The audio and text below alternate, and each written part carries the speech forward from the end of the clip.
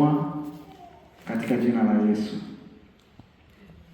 Basi watu watuhesabu sisi kuwa tu watumishi wa Kristo na mawakili wa siri za Mungu. Tena litakiwalo ni mawakili waonekane kuwa waaminifu, lakini kwangu mimi ni jambo dogo sana kwamba nihukumiwe na ninyi au na mahakama yoyote ya kibinadamu.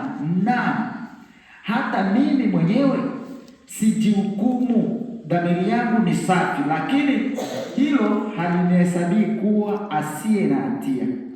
Bwana ndiye anihukumuye. Kwa hiyo msihukumu jambo lolote kabla ya wakati wake. Ngojeni mpaka Bwana atakapokuja.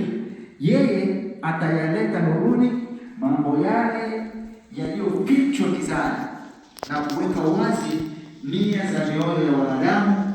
Wakati huo kila mmoja atapokea sifa anayostahili kutoka kwa Mungu. Yabobe bana bainga na makala baambi bosobo chililo mpaka lwayo bemi ambu ine shikilile ato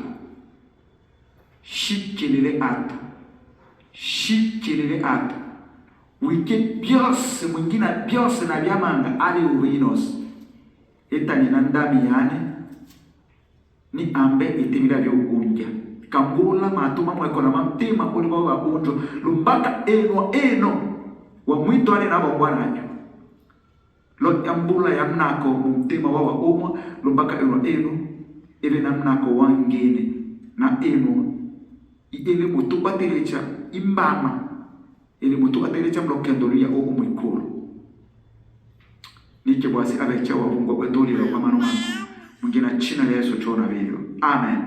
Amen. Bwana Yesu asifiwe. Amen. Bwana Yesu asifiwe. Amen. Tuko na saa 7 na dakika 10. Nitaomba niwe mfupi sana kwa sababu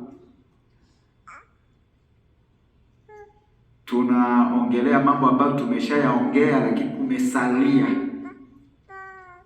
Nafikiri kama sijadanganyika ilikuwa wiki ambayo iko mbele na hiyo ambayo tumeacha. Hiyo ambayo tumeacha ni ya tarehe 16 ya mbele ya hapo. Sasa tulikuwa hapa tukasema neno kuhusu aina za watumishi. Nafikiri tuliokuwa nao wanaelewa, na tulisema mengi. Tulisema kuhusu aina ya watumishi, na katika hiyo aina ya watumishi tulisema kuna aina 3 ya watumishi. Niko narudilia kwa haraka kwa wale ambao hawakuwepo siku hiyo. Kuna aina 3 za watumishi. Bwana Yesu asifiwe. Amen. Kuna watumishi wa huduma, ndo aina ya kwanza. Aina ya pili kuna watumishi wa karama, na aina ya 3 kuna watumishi wa matunda. Aina ya kwanza kwenye watumishi wa huduma tulisoma katika Efeso 3-7. Tukazungumza kidogo, tukasema kwamba hawa watumishi wa huduma ni pamoja na mitume, manabii, wainjilisti na wachungaji. Si ndivyo tulivyosema? Ndivyo tulivyosema? Ndiyo. Ndiyo. Watumishi wa huduma. Si hapa tunao watumishi wa huduma? Ndiyo. Si tumeshawasema? Watumishi wa huduma ni manabii, wainjilisti, wachungaji na manabii. Bwana Yesu asifiwe sana. Amen. Na hawa watumishi katika huduma wanatakiwa wawe na tabia 5. Haleluya. Amen. Na sio tabia 5 kwamba ni dogo, tabia 5 kubwa kabisa wanatakiwa wawe nazo hawa watumishi wa huduma. Tulisema tabia ya kwanza, hawa watumishi wa huduma wanatakiwa wawe watakatifu na wawe karibu na Mungu. Ndivyo tulivyosema. Kwa wale ambao hawakuwepo, ukitaji maandiko unaweza ukaandika kwenye Waebrania sura ya 12 mstari wa 14. Bwana Yesu asifiwe sana. Amen. Watumishi wanatakiwa wawe watakatifu na wawe karibu na Mungu.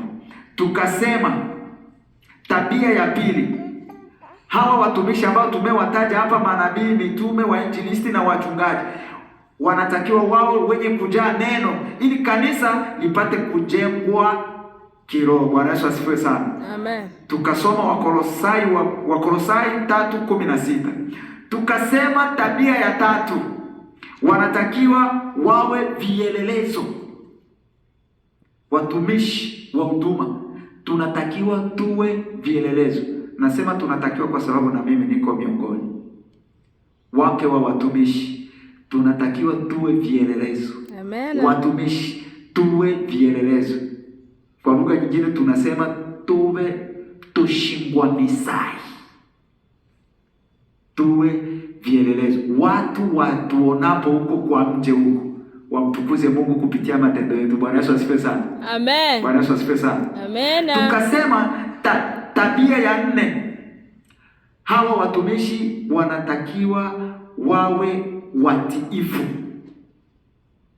Bwana Yesu asifiwe. Amen. Hata ufanye huduma namna gani, kama wewe si mtiifu, zero. Mnasikia kina mama? Ndio. Mnasikia wake wa watumishi? Ndio. Hivi nikisema utiifu, mnajua maana yake nini? Kuanza kumtii Mungu na kutii vichwa vya familia. Wake wa watumishi, nikisema vichwa vya familia, ina maana mabwana zenu, baba wa nyumba. Haleluya. Amen. Watu wanatusoma huko, mtumishi huyu biacho chakula wake mlomele. Mtumishi huyu biacho tombo ela wake machiwe. Bwana Yesu asifiwe sana. Amen. Bwana Yesu asifiwe sana. Amen. Tunatakiwa tuwe watiifu, tuwe vielelezo. Tabia ya 5, tulisema kwamba watumishi hawa ambao tumewataja hapa wanatakiwa wenye kujaa maombi mengi. Tukasoma Wathesalonike wa kwanza 5:17. Bwana Yesu asifiwe sana. Tukasema pia hao watumishi wa huduma kwa ajili ya maombi wanatakiwa wawe watu wenye kujaa maombi sana. Si ndio? Okay.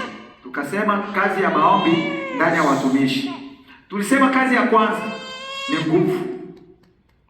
Nguvu.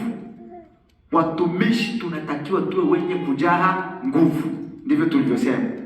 Watumishi tunatakiwa tuwe wenye kustahimili majaribu. Bwana Yesu asifiwe. Amen. Bino bitoka mbulangu huu kabili. To mikele okokoko. Mikele okokoko. Majaribu ndio yenye tumeenda kujitafutia hivi. Bwana Yesu aturumie. Bino twayokobora bio. Twayokobora. Lakini neno linatuambia kwamba tustahimili majaribu. Tustahimili nini? Majaribu. Tukaze buti. Tumechokoza hivi. Tumechokoza. Kuna ndugu yangu mmoja yuko hapo Kansas City, alikuwa anasema tukikutanana kwenye maombi, roho akianza kutomboka, bwana kujipanga vizuri, bwana ukistahimili mambo kama haya. Abe. Tuachuona Mungu amenashi la tulia. Tuachuta mkobolano sana tatuiki vitu ipa. Mwajifurushwa Mungu. Kumbe tuna vimajaribu tambululu, hatukustahimili. Kuchokozwa hivi oboto. Tunasema lugha gani kwa Kibembe? Milora mseke. Oboto sema milora mseke. Akonena kabisa. Uniache kabisa unikome. Siko wa kweli. Mke wa mtumishi huyo. Bwana Yesu aturumie sana. Huruma. Tunatakiwa kustahimili majaribu. Watumishi. Bwana Yesu asifiwe sana. Amen. Tulisema la 3, mtumishi anatakiwa mwenye kujaa mafunuo. Vision. Ndio kwa Kiingereza? Vision. Niko sahihi? Ndio. I'm sorry, I'm no English. Okay? Vision. Mtumishi mpaka mafuta wa Bwana. Watumishi. Mungu atufungue macho ya kiroho. Amen. Macho ya kiroho.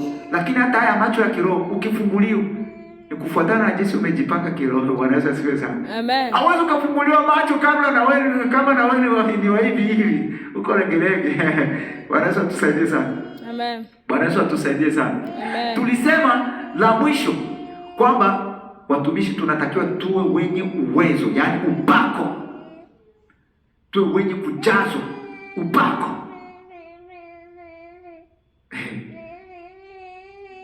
Ukikuta watumishi kwenye kuko watumishi hivi, hakuna ile nguvu ya kuweza hata kukemea pepo na pepo ikakimbie.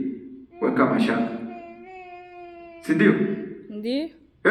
Ndio. Palipo Wakristo wana wa Mungu kabisa, hakuna pepo ambayo inaweza ikakosa kukimbia. Kuna pepo zingine ukiona zikemea anaanza kukucheka. Angalia na wewe hivi ni wa kuniwekea mikono kabisa. Pepo iko na cheka, inakutania. Inajua jinsi Bwana Yesu asifiwe sana. Amen. Watumishi tunatakiwa kuwa watu wenye kujazwa, watu wenye kuwa na upako ndani yetu. Bwana Yesu asifiwe sana. Amen. Bwana Yesu asifiwe. Amen. Nafikiri hapo ndo tuliishia. Tutaenda fasta sasa. Mtumishi, chukua Biblia utusomee katika kitabu cha Matendo ya Mitume 12:7 hadi 11. Hapo tunaenda sasa kwenye watumishi wa karama. Tulikuwa kwenye watumishi wa huduma, hivi kuna baki vipengele viwili, watumishi wa karama na watumishi wa matunda. Bwana Yesu asifiwe. Amen. Hadi 11. Yes, Matendo ya Mitume.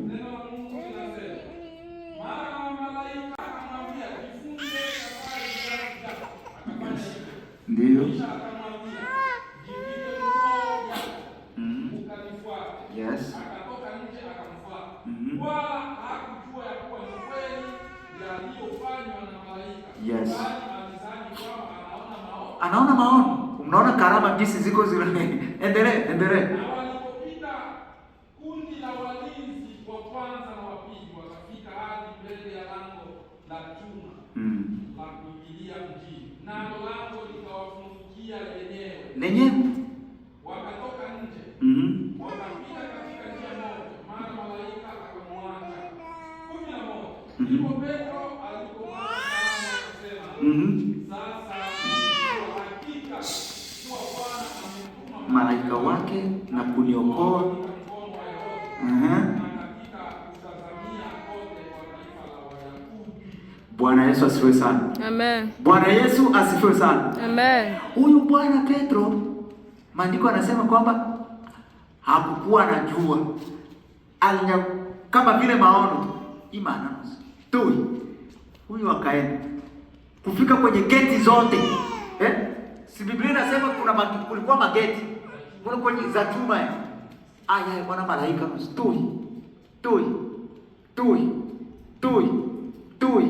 tui. Unaona jinsi watumishi wa karama watumishi wa karama jinsi wanafanyaga. Malaika alikuja akatumwa na Mungu. Sorry ndio ule mtuli. Wewe ndio nichukulie yule. Lakini mtu ambaye alienda kuchukuliwa hakukuwa anaamini. Lakini biashara ula ibuka ule la geti ya kwanza. Amen. Wala bina eti ule elewa.